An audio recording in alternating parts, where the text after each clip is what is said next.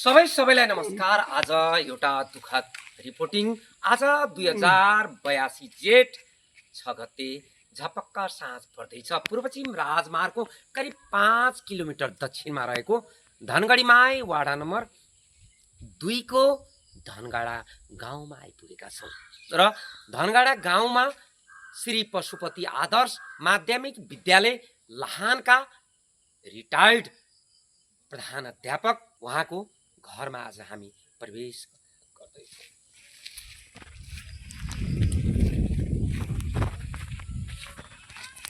र रिटायर्ड प्रधान अध्यापकको यो घर हो र उहाँको सम्बन्धमा हामीले जानकारी पाइसकेपछि उहाँको निवाससम्म आएर उहाँको पीडा र अवस्थाको वास्तविक नाली बेली केलाउने जमर्को पनि गरेका छौँ।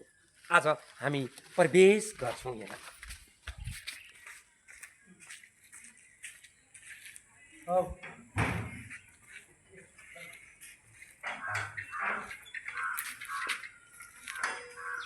परमेश्वर राई,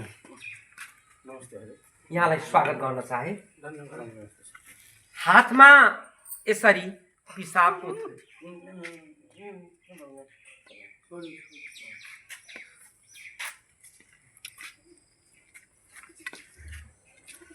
अचम्म छ। लाहानको शैक्षिक वृत्तमा उहाँले कोरेको इतिहास र उहाँले उत्पादन गरेका जनशक्ति राष्ट्रका विभिन्न ठाउँमा होला।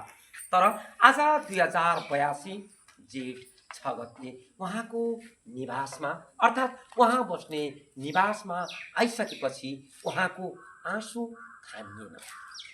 पेन्सन पट्टाबाट वञ्चित रिटायर जीवनमा नेपाल सरकारले दिने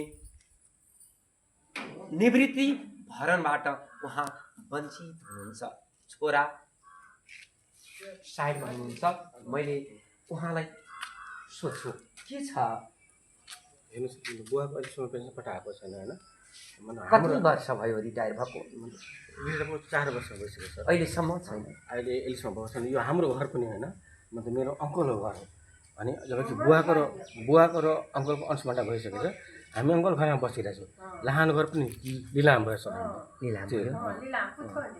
केही पनि छैन। मेरो आमाको कहाँ हुनुहुन्छ? मेरो आमा भावुक यो दृश्य र गहभरि आँसु झार्दै जेठो छोराले यसरी बोल्दै गर्दा देखाइदिनु होला। यो पीडामा मलहम लाउने कि नलाउने। र आमा पनि हुनुहुन्छ। मलाई श्राप र पाप नलागोस्। विद्यालयको आफ्नै नीति होला, तर कसैको जीवनसँग यसरी रुवाबासी गराउने अधिकार तपाईहरूको होइन। हेर्नुहोस् त, एकातिर घर लिलामी र अर्कोतर्फ जीवन मरणको यसरी दोसाँधमा परमेश्वर राई यति बेला यस्तो अवस्थामा बाँचिरहनु भएको छ। हे ईश्वर, पाप नलागोस् मलाई। हेर्नुहोस्, यो कारुणिक दृश्यलाई आज हामीले क्यामेरामा कैद गरिरहेका छौँ। झपक्क साँझ पर्दै लागेको छ। सर, अपने के घर जगह कुछ नहीं रहले? लाहान में कते जगह छले सर? ओहो बिक्री भ गेल। घर सहित लिलाम भ गेल। के लिलाम सर? बैंक छ। बैंक छ। बच्चा साथी पाइले नि दिए सकले लिलाम के। हेर्नुस् त, पशुपति आदर्श माध्यमिक विद्यालय लाहानको शैक्षिक वृत्तमा नमुना मानिन्छ र धेरै पुरानो विद्यालय मानिन्छ र ती विद्यालयका प्रधान अध्यापकको यो अवस्था हेर्दा चित्त कसो नदुख्ला। कतो सा सहयोग नहीं है सर? अखन भाई के घर में छे। भाई के घर। क्या भाई चलिए अपने? जेठा।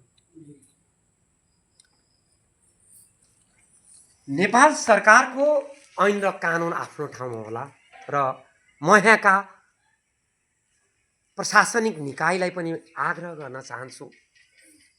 अख्तियार अनुसन्धान दुरुपयोग आयोगलाई पनि हामी आग्रह गर्न चाहन्छौँ।